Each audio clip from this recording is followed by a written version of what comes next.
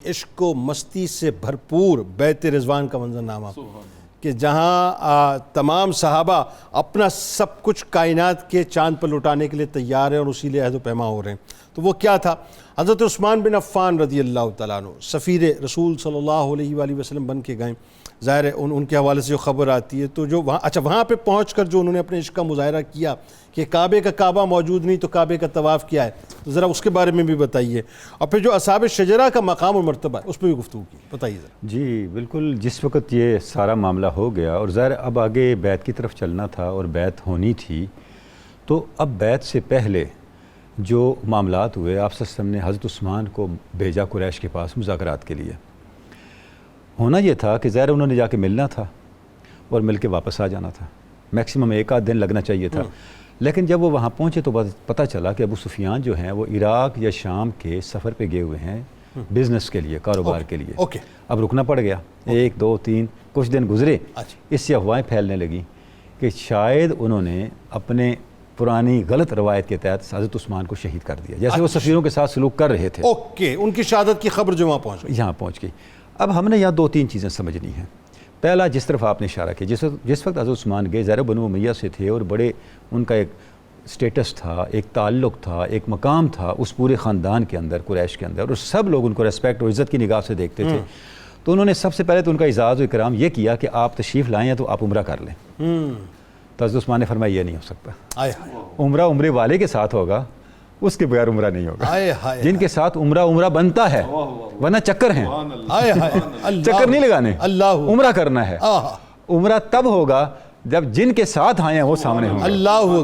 وہ حیران رہ گئے، انہیں یہیں سے اندازہ ہو گیا کہ یہ اور لوگ ہیں جو یہاں سے گئے تھے نا، پہلے اور تھے، اب جانے کے بعد یہ بدل چکے۔ اللہ اکبر۔ دوسری بات، اللہ رب العزت نے حضرت عثمان کو بیت رضوان کا سبب بنایا۔ یہ منصب ہے، سبحان اللہ، یہ منصب ہے حضرت عثمان کا۔ واہ واہ واہ، سبب بیت رضوان ہے حضرت عثمان۔ اگر حضرت عثمان نہ وہاں رکتے 3-4 دن تو بیت رضوان نہ ہوتی، کیونکہ آپ تو لڑنے کے لیے گئے ہی نہیں تھے، آپ تو بار بار انڈیکیشن دے رہے تھے، صحیح، اپنی باڈی لینگویج سے، اپنے اقدامات سے، اپنے اعلانات سے، اپنے خطابات سے بالکل بتا یہ رہے تھے کہ ہم جنگ کے لیے نہیں جا رہے۔ فضا انہوں نے پیدا کر دی۔ اب یہ اللہ کی حکمت ہے۔ میں عرض کروں جنید صاحب، حضور کی پوری زندگی میں 2 چیزیں پہلو بے پہلو چلتی ہیں، تقدیر اور تدبیر۔ بالکل صحیح۔ حضور کی تدبیر اور اللہ کی تقدیر ہم آہنگوں کے جاتی نظر واہ واہ واہ، یہ اصل لیسن ہے حضور کی زندگی کا، کہ آپ کس طرح تقدیر اور تدبیر کو ہم آہنگ کر سکتے ہیں اپنی زندگی میں۔ یہ سیرت بتاتی ہے۔ سبحان اللہ۔ حضور کی تدبیر کیا ہے؟ جنگ نہیں کرنی۔ اللہ کی تقدیر کیا ہے؟ جنگ نہیں کرنی، لیکن جنگ کا ماحول ضرور بنانا ہے۔ ٹھیک۔ جب میسج پہنچا، آپ نے سب صحابہ کو اکٹھا کر لیا کہ عثمان کی شہادت کی افواہیں پھیل رہی ہیں، کیا مشورہ ہے؟ صحابہ نے وہی کہا جو ابھی نوری صاحب نے بتایا کہ ہمارے خون، ہماری جانیں حاضر ہیں۔ حضور نے بیعت لینی شروع کی۔ ٹھیک۔ اب اس میں ایک اور بات ہے، سب کی طرف سے بیعت لے لی اور عثمان کی طرف سے بیعت خود لی۔ سبحان اللہ۔ کیا اس دنیا سے جانے والے کی طرف سے بیعت ہوئی ہے کبھی؟ نہیں ہوتی۔ بظاہر اطلاع یہ ہے، بظاہر اطلاع یہ، اور بظاہر اطلاع بھی یہ، اور بیعت بھی اسی پہ ہو رہی ہے نا۔ ہاں بالکل ٹھیک، بیعت بھی اسی پہ ہو رہی ہے کہ وہ شہید ہو چکے ہیں، تو ہم نے اب اس کے لیے جنگ کا ماحول بن گیا، ٹھیک، اب ہم نے واپس بدلہ ہی لے کے جانا ہے۔ لیکن بیعت عثمان کی طرف سے ہو رہی ہے۔ اللہ اکبر۔ نگاہ نبوت دیکھیں کہ حضور کی نگاہیں کیا دیکھ رہی ہیں، اور اس کے اندر ایک اور حکمت تھی۔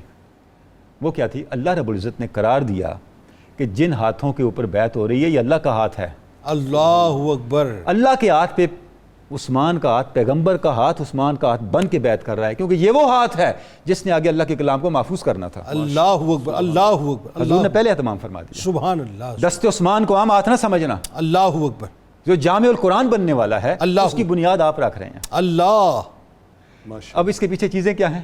عشق عثمان، یہ عشق کی برکتیں ہیں۔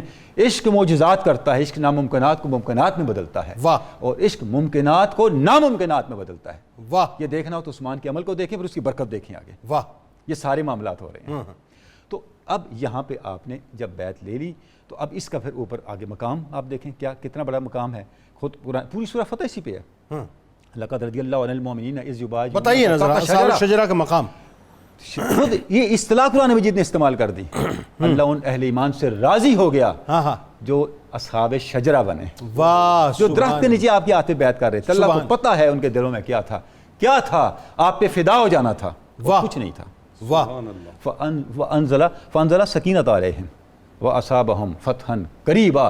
2 اجر ان کو ملے امیجیٹلی. جو بعد میں ملے وہ تو ملے، پہلا کیا، اللہ نے ان پہ سکینت اتار دی. واہ. جنید صاحب سے پتہ یہ چلا فتح ان کو ملتی ہے جن کے اندر سکینت ہوتی ہے، جو سبحان متزلزل ہوتے ہیں، متزلزل مضطرب ہوتے ہیں، وہ فتح تک نہیں پہنچتے. آئے دیکھیں اس زمین میں بیج اگتا ہے جو زمین زرخیز ہوتی ہے، ٹھیک ہے، شور زدہ زمین میں نہیں اگتا. ہاں، زرخیز زمین سکینت والی زمین ہے، واہ واہ، اور مضطرب شک والا دل شور زدہ زمین ہے. آئے ہائے، اس میں اللہ کی تائید کچھ اثر ہی نہیں دکھا سکتی. اللہ، اللہ کی تائید تو آ رہی ہے، آہا، آپ اللہ کی تائید کا بیج آ رہا ہے. جی، سمجھنا یہ ہے سیرت سے، اللہ کی تائید کا بیج آ رہا ہے.